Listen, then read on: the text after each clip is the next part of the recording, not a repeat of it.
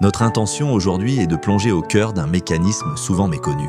Nous explorerons comment l'immobilité émotionnelle peut insidieusement mener au repli sur soi et à la déconnexion. Comprendre cela est essentiel pour toute relation durable. On dit souvent, ce n'est pas la haine qui détruit les relations, c'est la méfiance. Cette phrase résonne avec une profonde vérité. Elle nous invite à regarder au-delà des conflits apparents. La méfiance, cet hiver de l'âme, ne surgit jamais du néant. Elle prend toujours racine dans un cœur qui, un jour, a cessé de s'épancher librement. Un cœur qui a choisi de se fermer. Beaucoup d'entre nous, sans même s'en rendre compte, laissent leur cœur devenir stagnant.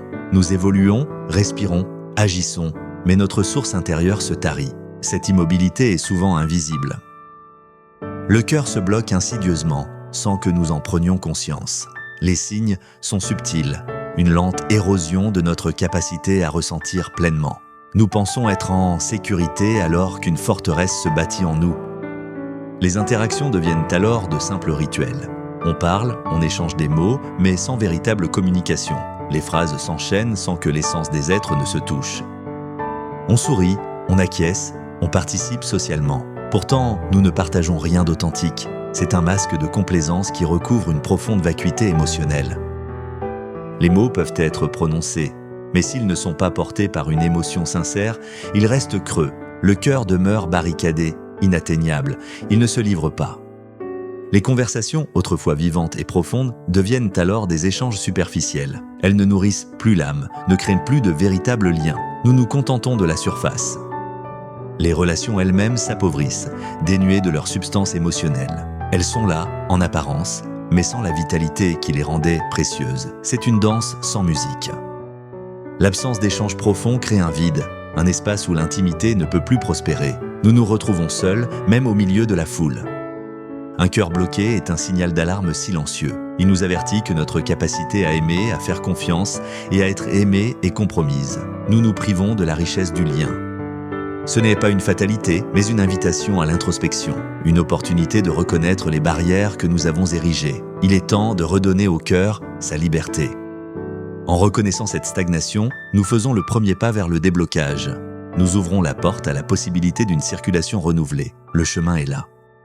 Ce chemin demande courage et honnêteté envers soi-même. Il implique d'écouter les murmures de notre âme, de comprendre pourquoi nous nous sommes murés. Quand le cœur cesse de circuler librement, il commence une forme insidieuse de tromperie. Il se ment à lui-même. C'est un mécanisme de défense qui, à terme, nous nuit profondément. Nous masquons alors nos véritables émotions, même à nous-mêmes. Nous évitons de les nommer, de les ressentir. Nous construisons des remparts invisibles.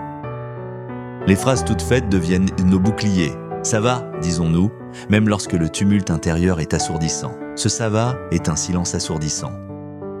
Ce n'est rien, murmurons-nous, minimisant la douleur, la tristesse, l'anxiété.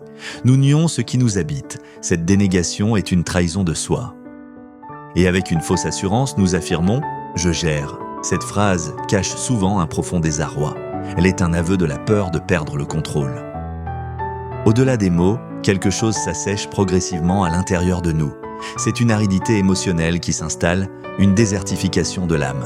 Nos sources s'épuisent. Les mots qui ne sont pas prononcés avec l'entière participation du cœur en empêchent sa libre circulation. Ils créent des barrages, des obstacles. L'énergie reste captive. Ce silence émotionnel n'est pas apaisant.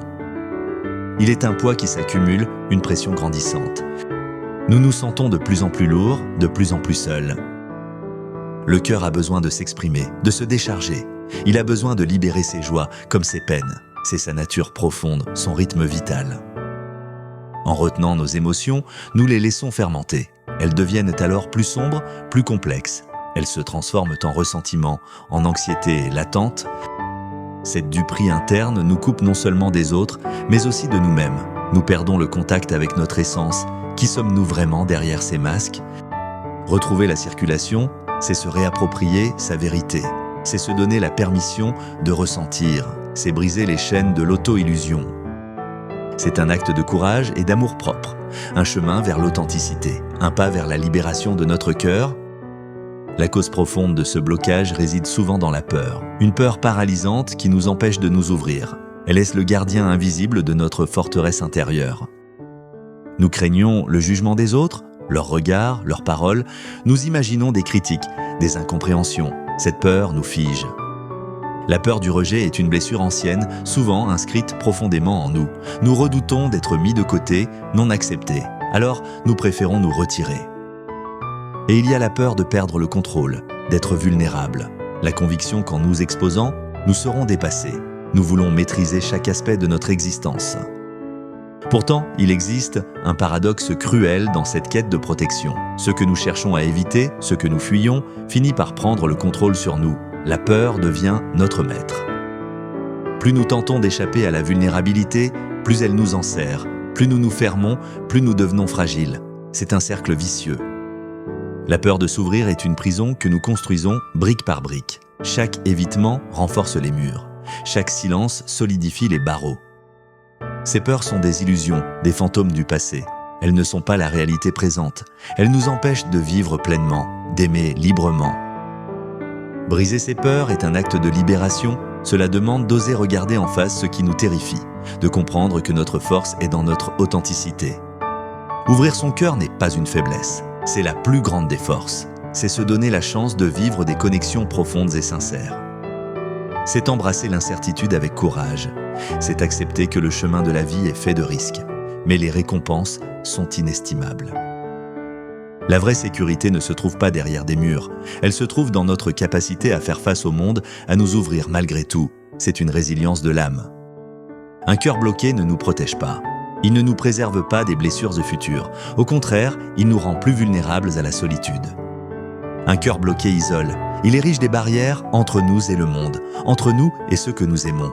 C'est une solitude amère, auto-infligée. Dans le prochain épisode, nous allons explorer une vérité troublante, une révélation qui pourrait changer votre perception de la force intérieure. Nous verrons que les défis, les fardeaux et les difficultés ne sont pas des entraves. Au contraire, ils sont les forgerons du cœur. C'est en eux que réside notre véritable puissance.